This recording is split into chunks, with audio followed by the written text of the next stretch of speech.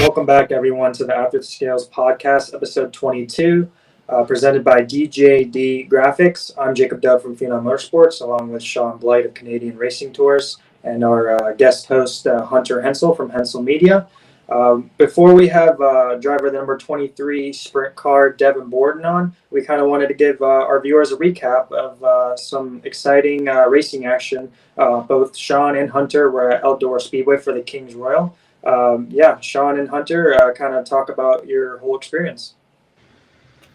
Yeah, so this was my third consecutive Kings Royal, and by far as the racing goes, I think it was the best we've seen in years. Multiple lanes all night. Guys could start at the back, make their way forward, and you just haven't seen that the last few years. It's usually been the guys in the first two rows kind of check out, and that's that's kind of how it ends up finishing. But we had Donnie Schatz on the Saturday night go from 20th to 2nd. We had Justin Peck go from like 13th to 3rd. So great racing. David Gravel gets his first Kings Royal, so he gets another big win in his career, which was exciting to see for me as a fan of his. And then Gio Scelzi picks up maybe the biggest win of his career with the prelim night. Logan Schuchart loves Eldora, and he wins another A main there. And then, of course, Rico winning on Friday was awesome too. So the racing was fantastic all weekend. And Hunter was at his first Kings Royal, so I'm interested to hear what he thought about it. Yeah, it was not my first time at Eldora. I've been to multiple Four Crown Nationals, Let's Race 2, but it was the best racing I've seen at Eldora as well. My first Kings Royal, seeing that crowd was insane. The best crowd I've ever seen at a dirt race. And the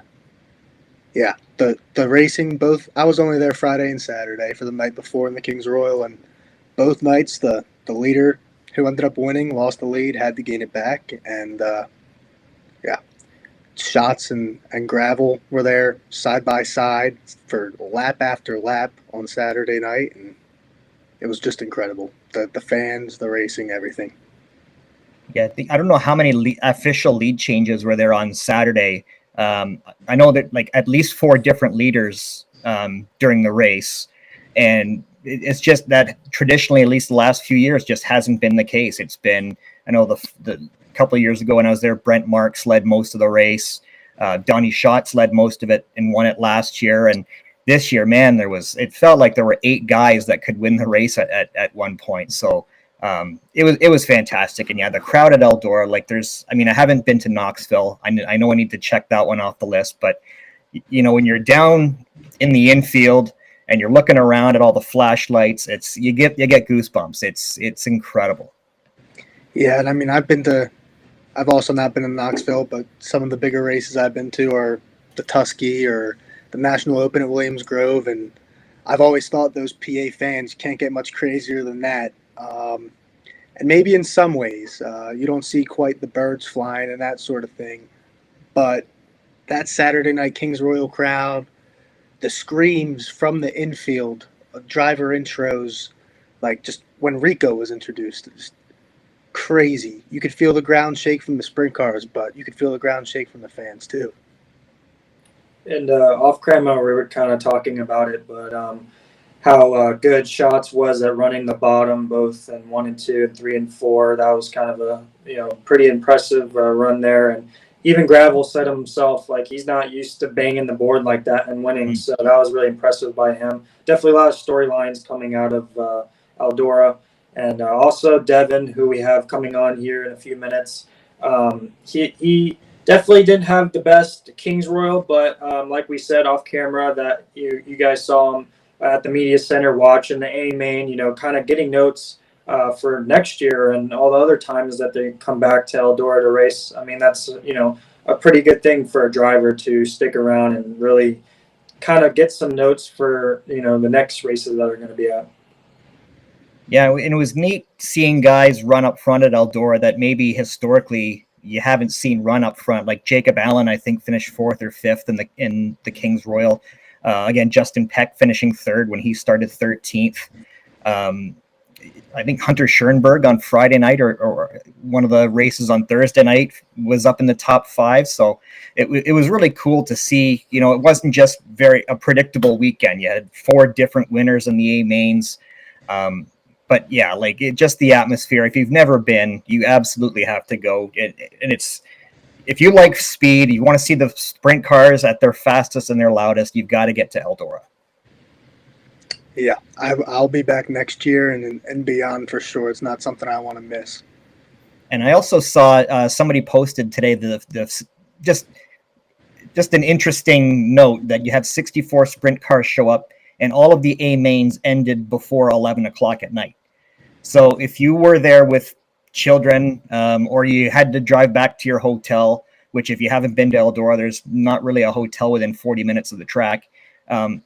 It wasn't a crazy late night. So hats off to the folks that run Eldora for an efficient program, because things can get out of control and you can have some late nights there like we experienced last year. So that was pretty impressive. Another thing that's impressive to me, I thought, is this kind of rivalry between the high limit guys and the outlaw guys. You know, we saw the first two nights was, on Flow Racing with the high limit guys, and obviously both series were running and then mixed in with the Pennsylvania posse. I think overall it kind of was evenly matched, even though David Gravel ended up getting the big Kings Royal win being an outlaw.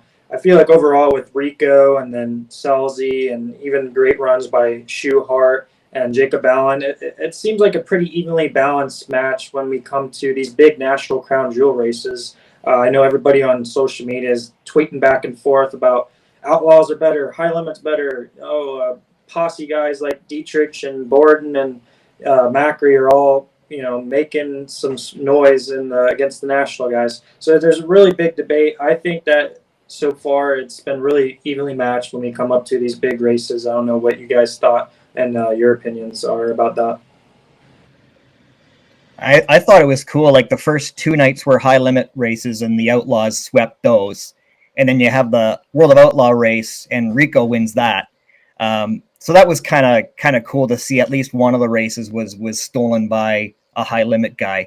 I'm not sure there's much of a rivalry as kind of I maybe thought there would be at this point. I certainly didn't really notice it there, but I mean, as a fan, you're definitely keeping track of, you're looking at the top 5 and seeing how many guys from each series are there. And I mean, to see, Brad Sweet, Kyle Larson not in the A main at the Kings Royal, high limit or not, you definitely notice that on Saturday. Yeah, I feel like the rivalry isn't quite pushed by the Outlaws like the Outlaws push the Posse versus Outlaws rivalry. They're a little bit more hesitant to mention the high limit brand. Yeah, it's like they don't want them. They don't want to notice or give them any attention at all. Yes. So I mean, but to answer Jacob's question, I think they're pretty even in terms of, I guess, overall talent. They're both super entertaining. I think the high limit series has more depth, but I think the World of Outlaws is still top heavy when you Gravel and Shots battling for the Kings Royal there. So I mean, I can't decide if it's good for the sport or not. It's good entertainment. It's not really something that can be compared to, like, as an IndyCar guy, the split of the 90s or anything like that. I think it's this whole own beast with short track racing and local scenes and that sort of thing. So I'm a fan of it. I think they both series have pushed the rivalry more. High Limit pushes it for sure. Mm-hmm. But it's interesting to see where both series are going to develop. Yeah, I think it would. I think both series could do more just to add more intrigue to kind of push that rivalry, even just in a friendly way. Like, why not? You're kind of promoting both series at the same time, Right? And just ignoring one by not mentioning their name. Fans are smarter than that. You can push your own brand and pump your chest out. There's nothing wrong with that. I'd like to see more of that from the Outlaws for sure. Yeah, I feel like with both national series, these guys are running so many races, and even the independent guys who are going track to track, kind of running just weekly basis. There's so many races to be ran, and our guy that we have coming on here, Devin Borden, is no slouch in that. He's actually number one right now with the most sprint car races being run overall this year. I think that overall, I think a lot of the guys are going to eventually kind of shade away from being on a national tour and kind of pick and choose where they're going to be at. Obviously, the national tour is where the money is, but we see a lot of drivers now who are kind of mid-pack in these, outlaws and high limit series and going back down to just running, wherever the big races are, or even their weekly races at Williams Grove. I mean, I watched the Williams Grove and Port Royal and Lincoln, and between Borden and Dietrich, and when Macri comes and runs, it's some of the best entertaining racing. And it doesn't have to be Brad Sweet and Kyle Larson and Sunshine all battling. It can be the same amount of excitement. So I'm definitely intrigued to see how that momentum keeps going down the road.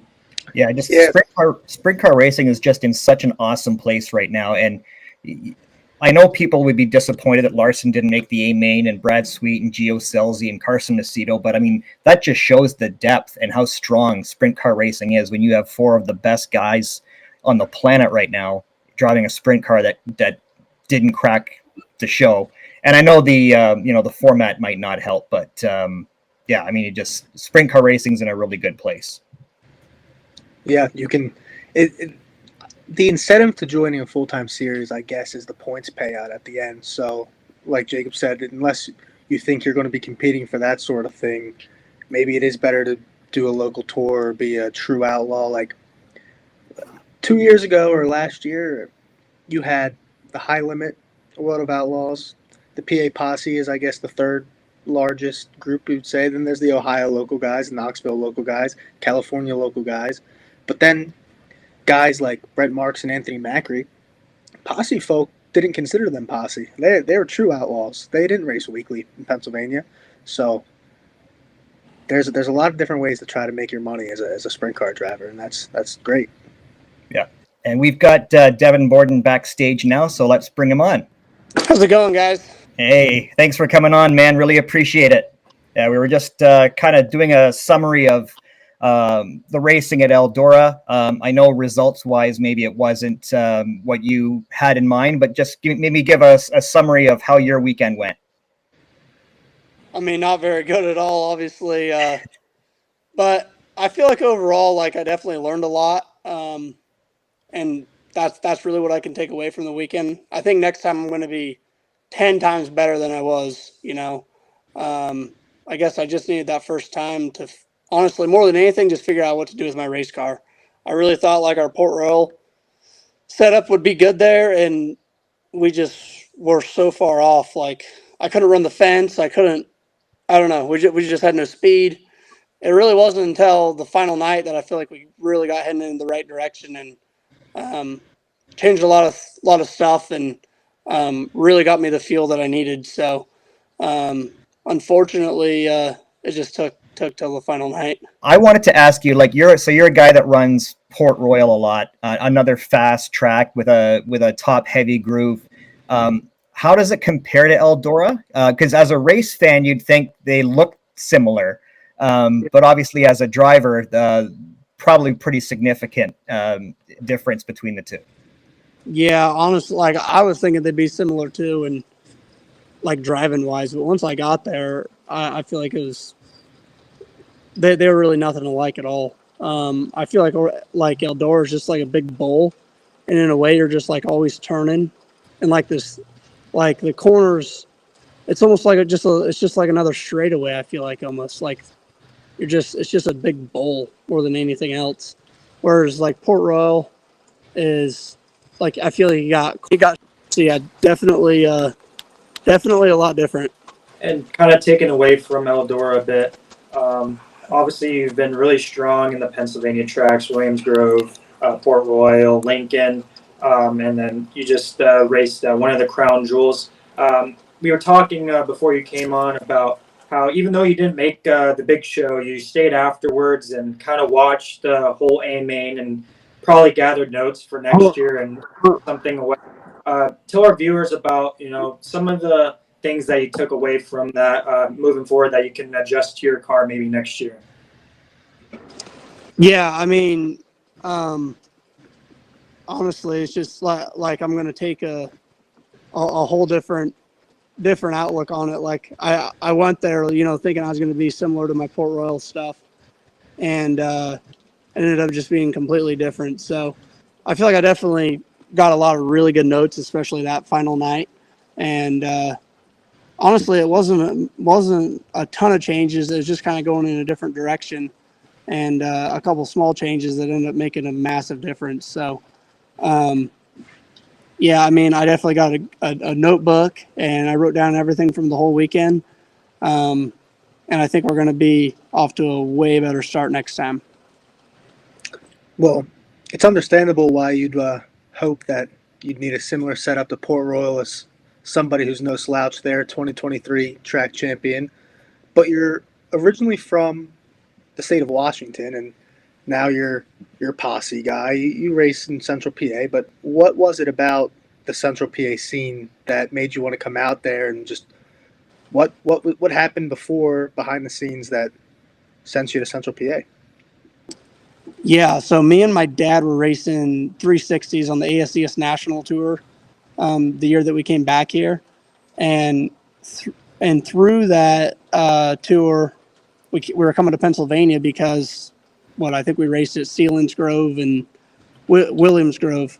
And we ended up coming in a couple weeks early. And Don Ott, who was kind of one of our buddies at the time, um, him and my dad kind of went way back. My dad always ran his engines and stuff when he raced. So, um, and we ran his engines. And he was like, you know, you guys should come on in and come in for a couple weeks, and I'll help you set up the race car and give you guys a hand, and may even be able to put a 410 in the car. Well, that all happened, and he put one of his own 410s in the car, and that's where we ran. I think it was Sealands Grove and Baps, and there's a couple races there where we ran his engine, um, and he helped twist the wrenches on the car and got me going really quick, and that's what kind of led to me staying here and landing right in the 27 car, and everything else was really, it was all because of Don Ott. If it wasn't for him, I don't think I'd be in Pennsylvania racing right now, or hell, maybe not even being a 410 guy yet at this point. So really, it's just all credit to him. Well, that's a good guy to know if you're trying to get out to Central PA. He's a legend of the sport. I mean, Shaun's up in Canada. We know guys up in Canada who are running odd engines. Yeah. Yeah, no, his stuff definitely runs good. We actually still run his engines here on the 23 team. I wanted to go back to Eldora real quick for a second. What's the experience like pulling in there just as a driver? And you look around all 4 nights, massive crowds, everyone putting the flashlights up. And are you a guy that are you camping at the track? Do you like to go find a good time after the races? Like what's your week there like kind of away from the track? I mean, honestly, the whole week I was down pretty bad. I was sick and had a fever and throwing up and everything. Like I was at one point, my car was asking me if we should just go home because I was like not feeling good at all. So after the races every night, I was ready to go home and get some sleep, or at least try to get some sleep. So as much as I would have loved to go out and hang out with a bunch of my buddies and everything and all the people there, I couldn't. But definitely the whole atmosphere is crazy there at Eldora. I mean, the amount of people and all the camping and everything is like nothing I've ever seen before. And obviously, you're in the 23 car now, and you've been splitting some time here and there with the number 45, the Grove Racing car.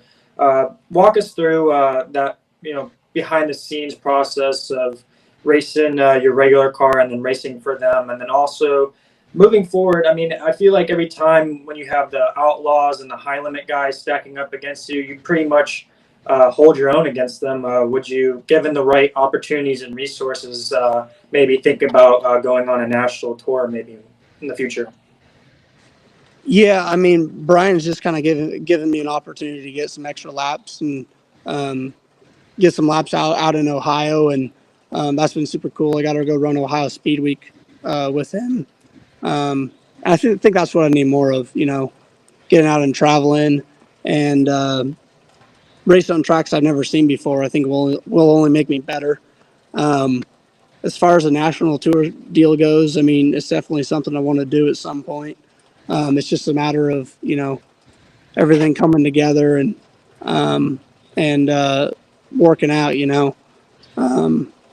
I think it's something that our team here, we could potentially do. It's just a matter of us building the team up to get to that point.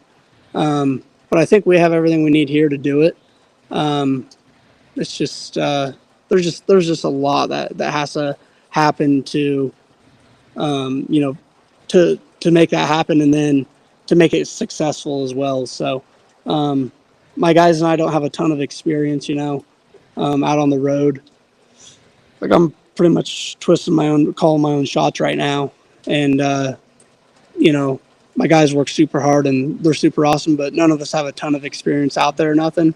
So I think just as a team, I think we got a lot of learning and growing to do before we could go out there and contend for, potentially a championship or to be contending to win every night.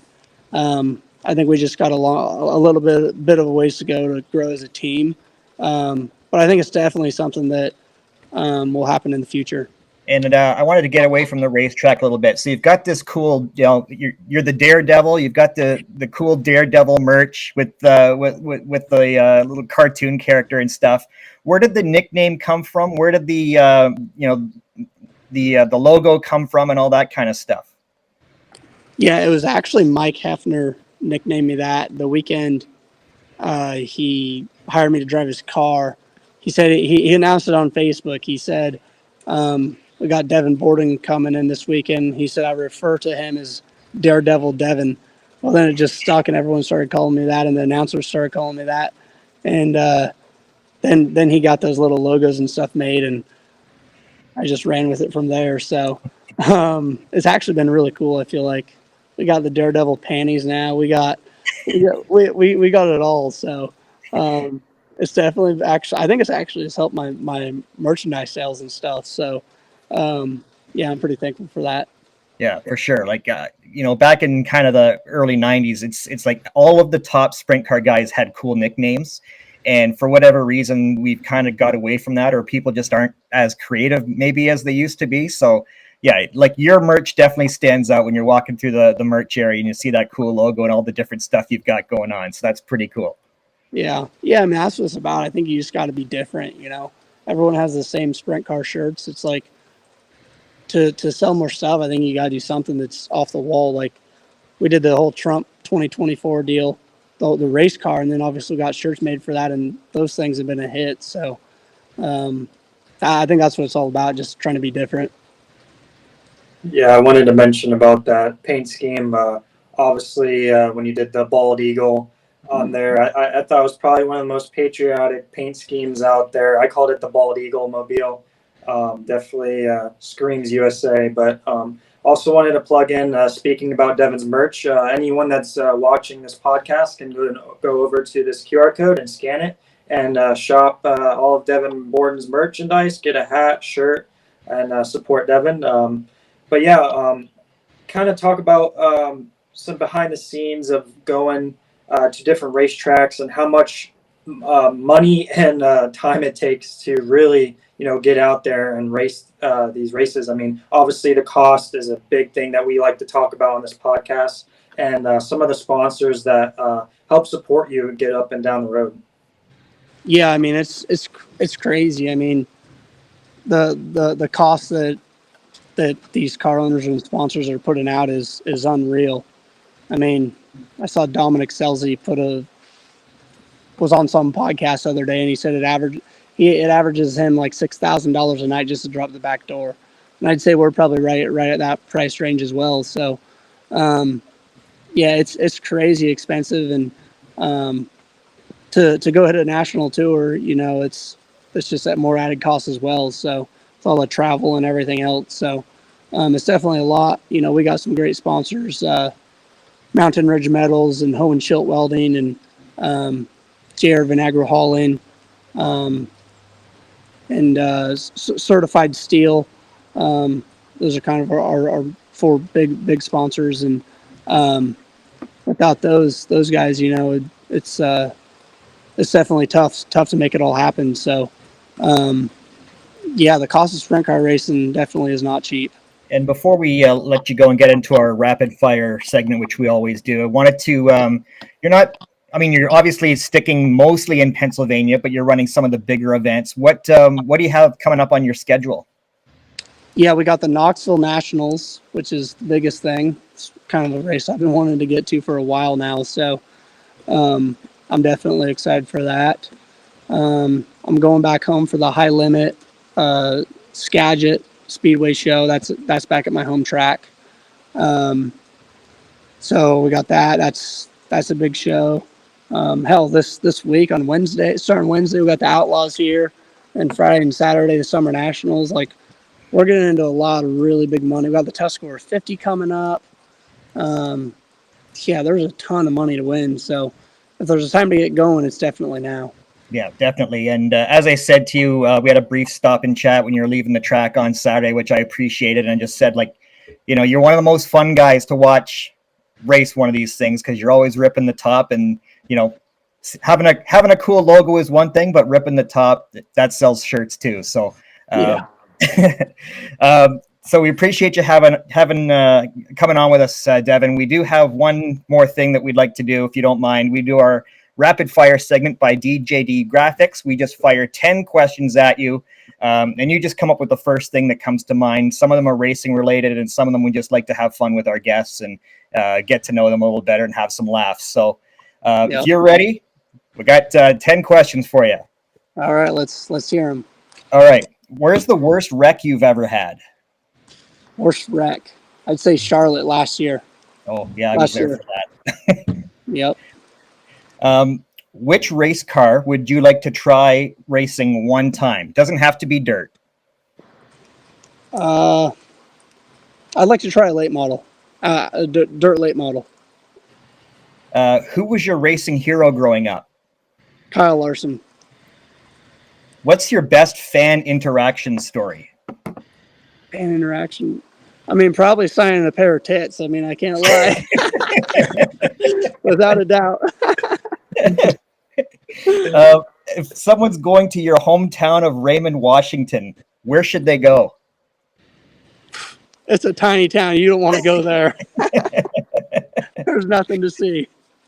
I've talked to your mom before in your souvenir trailer. I know you're big into snowmobiling. Where's the best place to go do that? In Canada is usually the place to go. Yeah, see? There you go. I knew that was going to be the answer. I was hoping it would be.